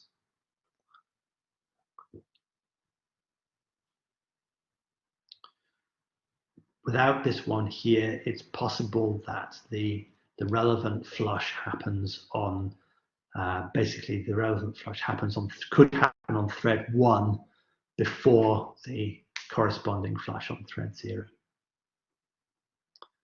So it takes a little bit of thinking about to convince yourself of that. Anyway, what you can see is that that's just nasty, okay? It's very hard to reason about and make sure that you've correctly respected the ordering requirements.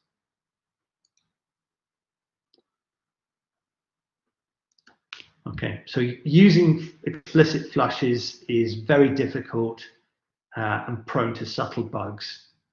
It's very difficult to test whether your code is correct.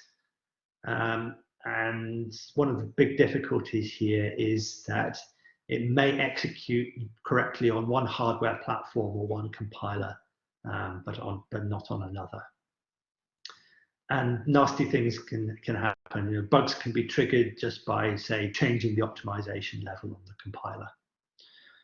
So it's, from a software engineering point of view, it's a pretty nasty thing to do. So really, you know, again, my message is here. You really need to be absolutely 100% confident you know what you're doing, but even then, it's probably a bad idea.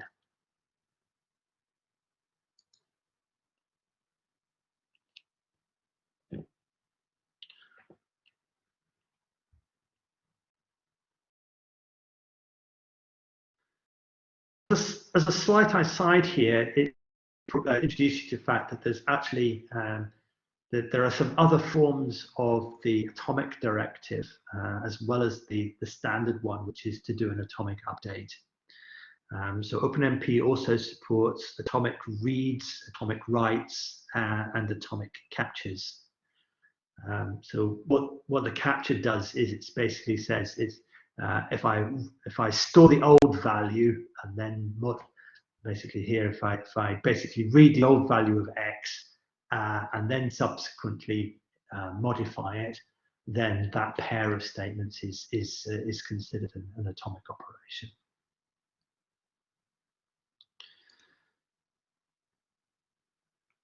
So strictly speaking, in this case, we actually need to use atomics because formally there would otherwise be a race condition on flag. It's probably benign in most instances, but to be absolutely correct, OpenMP, the reads and writes of flag could potentially happen concurrently. And therefore they need to be atomic to avoid a technical race condition.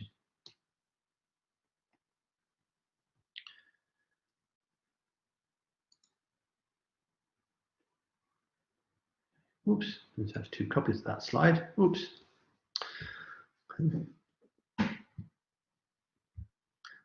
However, there is a little bit of a saving grace here. There is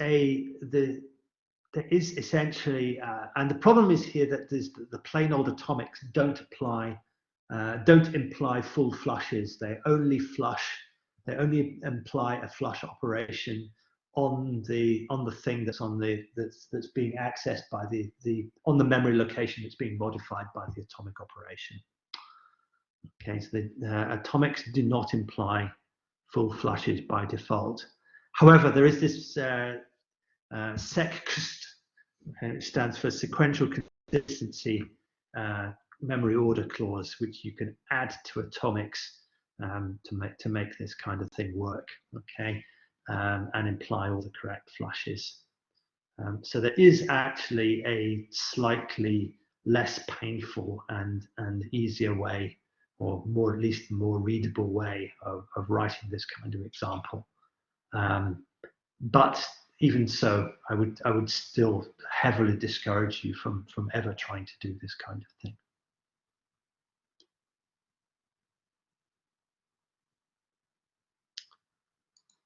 Okay.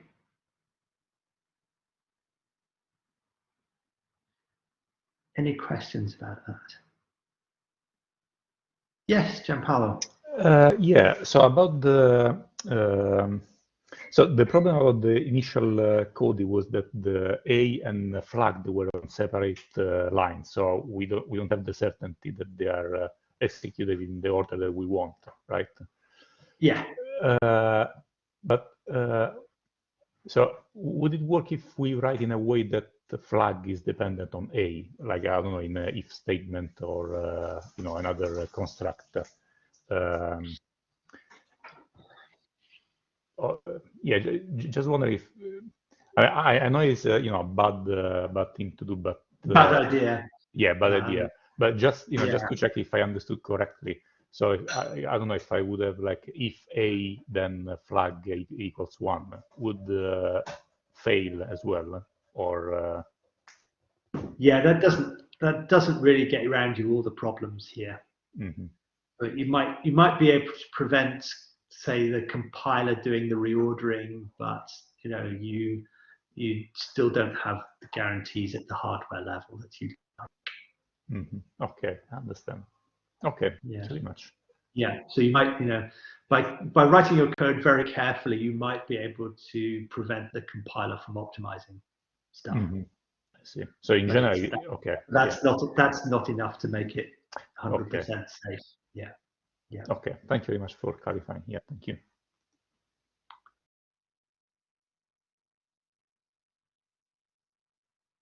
Anybody else?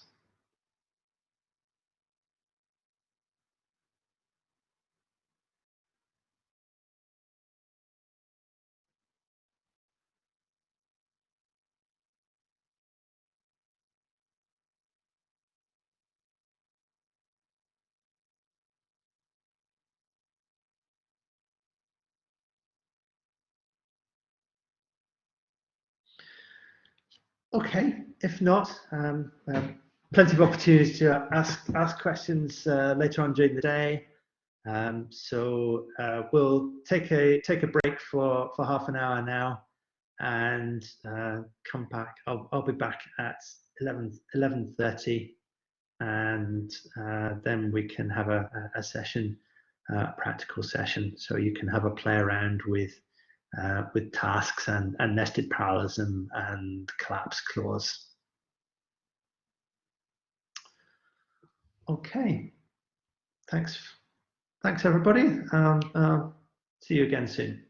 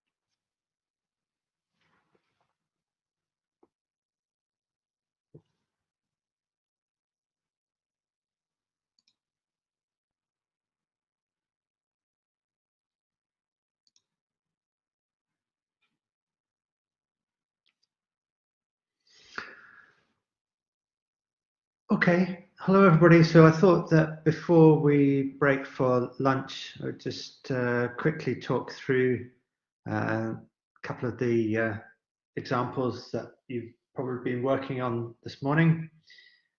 So first one is the solution using nested parallelism. So we can do this by simply putting a parallel for directive on both the I and J loops here. The tricky bits are the data scoping, data attribute scoping clauses. So let's take a look at these. So for sure, C and Z need to be private on the inner parallel region. It actually doesn't matter whether they can either be shared or private on the outer parallel region. It doesn't really make much difference there, because they're not referenced in the. They're not actually referenced inside the directly by the outer teams. So it doesn't matter which one you do there. Okay. So I is an interesting problem. By default, I is private to each thread in the outer parallel region because it's declared inside the parallel region. Okay. So it's declared here, so it's automatically private to the threads in the outer team. But you want each thread in the inner team to reference the same value of I. There's something going on there that's quite weird. But again, if you think about it, it's the same as tasks. If you think here that, okay, shared here means use the existing storage with that name that exists at the point where the parallel directive is encountered. So shared here means don't create any new copies for the innermost teams. Just use the thing that already exists, which happens to be a private variable, private to the threads in the outer team. And then the final one we have to worry about is reduction. Num outside is a reduction. That's at least one way of handling it. But with nested teams, then we need to have reduction clause on both levels to make this work properly. So what's happening here is that at the outer level, each thread gets a private copy of num outside, which initialized to 0. And then for the inner parallel region, again, each thread gets each thread in the inner teams also gets a copy initialized to 0. At the end of the inner region, the separate teams reduce into the private copies for the outer region, and then at the end of the outer region, those private copies are reduced back into the original variable again. So we basically have a nested reduction going on here as well. So we need we need the reduction clause on both levels.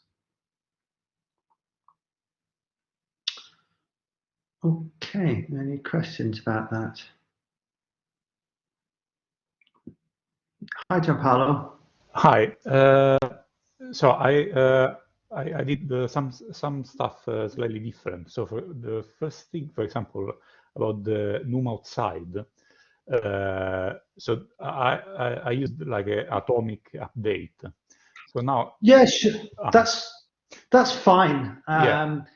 The only question, sorry, it would be if there is like a performance difference between reduction and atomic. Potentially. In this example, the frequency of the updates to num outside is relatively low. Okay. So the overhead of the atomic is not too bad. Mm-hmm. Okay. But you could imagine cases where the updates were much more frequent. I see. In which case the overhead of the contention for the atomic could become significant. In this particular example, it probably doesn't behave too badly. Mm-hmm. So having num outside shared on both levels and using an atomic is fine, is probably okay here. But in general, the reduction would have lower overhead for this kind of pattern. Okay, got it. Also, another thing, I tried to collapse the I and J loop.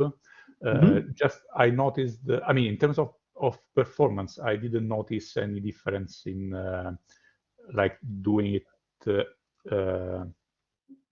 Sorry, doing only the first loop parallel, the outer loop parallel, and then I did OMP for collapse 2. And just I didn't notice any improvement. So in terms of scaling, I was looking at the time. Sure. And it was similar. Yeah, I think that's what I'd expect, because there's in this example there's actually plenty of parallelism in the outer loop. Okay, I see. Okay, so even though it's not very well load balanced, then if you so if endpoints was a bit smaller and you started wanting to use lots of threads, if you went up to like 128 threads, then you might begin to see some bad load balance, or lack of parallelism in the outer loop, in which case it might then be worth doing the collapse. I just realized that you mentioned as well in the slides, if the outer loop is the same order of magnitude of so as long as so if I've got 4 threads and 2,000 iterations, then absolutely, plenty of parallelism to keep my threads busy. If I had like 200 iterations and 128 threads, then I might be starting to run into problems with not enough parallelism in the outer loop, and it would be worth exploiting the inner one as well. Okay. And then another thing, I tried also like a nested loop for the iter 0, iter less than max iter. And I got a compilation error about the break in the loop, and says that parallel. So you can't. Well, this loop is not. This loop is not parallelizable anyway. Okay. Because there is a dependency. Each iteration depends on the previous one. I see. Okay. Okay. I have to. The values of z, the value of z basically depends on the previous value of z. So you can't. It's not a computation that will parallelize anyway. I see. But you're getting you're also not allowed to break out of a loop with So that's it's in order for work sharing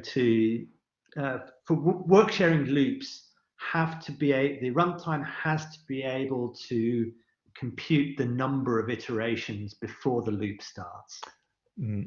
Okay. Okay, so that means that one of the restrictions is that you can't just arbitrarily break out of that loop. Okay, If you're going to have an OpenMP parallel loop, you can't just break out of it, because that would violate that restriction. Eventually, I mean, if in case this loop was could have been possible, to parallelize, there were no dependency on iterations. So there might be like occasions where I can just comment out the break, and I would still have better performance parallelizing rather than having a serial loop and breaking. Possibly, yes. Yeah. Okay. It depends how much computation that break is saving you. Yeah. Okay. Got it. Yeah. And in this case, it's actually quite a lot. But yeah, so other examples may be different. Okay, I understand. Yeah. All right. Okay. Yeah. Thank you very much for your comments. Sure, no problem. Any other questions on this one?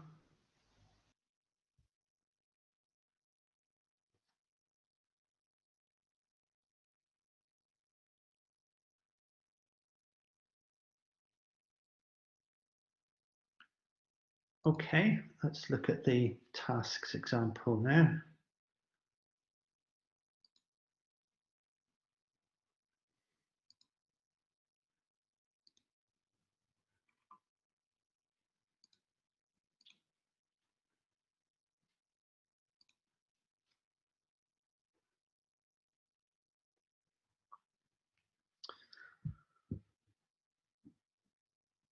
Okay, so this is the version where a whole of basically a whole of the iteration of the outer loop is turned into a task. So I have my parallel region, and then I'm going to use the master thread to generate all the tasks in this case. And so the interesting things here are the data scoping of the tasks. So Z and C are just regular old private variables. Every task gets its own copy of Z and C. The thing that I need to save from the generation time is the value of I. Okay, so I needs to be first private here.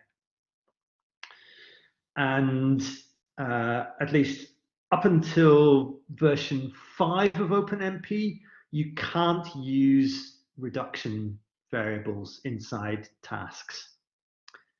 So in this case, I've reverted to the solution that Gianpaolo had, which is to use an atomic here. So to keep num outside is shared on the parallel region, it's shared on the task. So all the references inside here are to the original copy of num outside, but the update is protected with an atomic. And you could do a little bit better. For example, I mean, I could have a temporary variable that did the count in num outside for the whole of the J loop, and then just I could get it down to one. Could easily get it down to one atomic update per task here, rather than one atomic update per iteration of the J loop. So in other cases that might help. So you probably found that if you try to make the body of, if you try to make every instance of the J loop into a task, then that doesn't scale terribly well, because you end up with too many small tasks, and you start to suffer from the overheads of task creation and scheduling. But if you have the tasks at this level, you get fairly reasonable performance. Of course, this is a really sensible example, because this particular example is handled pretty straightforwardly. It's handled very well with plain old parallel loops, as you've already seen. But it's it's just quite a nice little example to show how tasks work.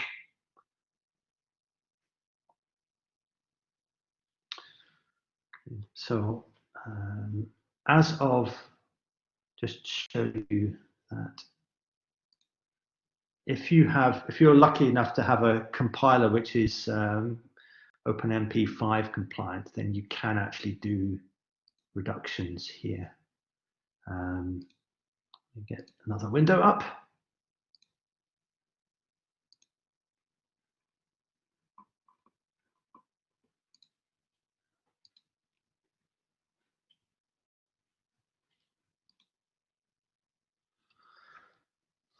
So there is a way of handling, there is now a way of handling reduction variables inside tasks. It's slightly messy. You have to have a task group, and then basically you have to have basically a reduction here. Oh, this is wrong. Okay, I should have the task group should be outside the outer loop. Oops. Let me fix that.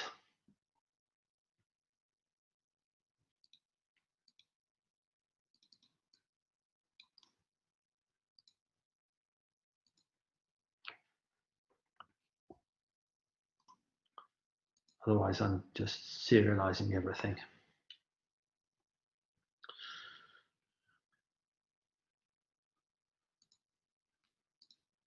Okay, that looks better.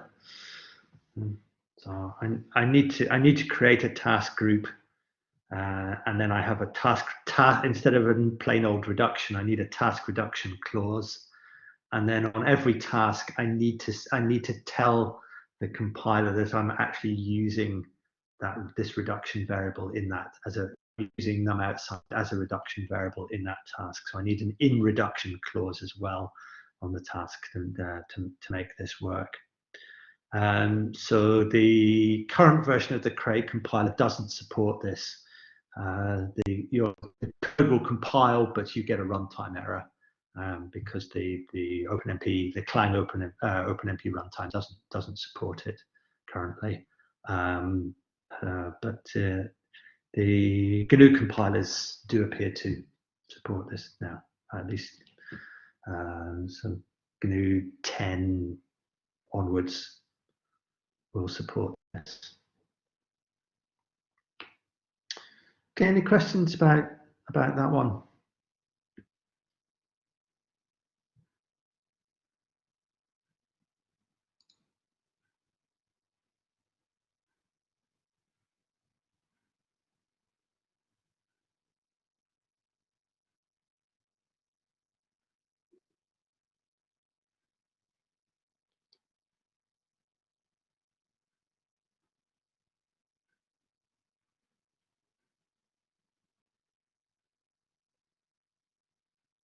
Okay, if not, then let's take our lunch break, and I'll come back with more talks at 2 o'clock UK time.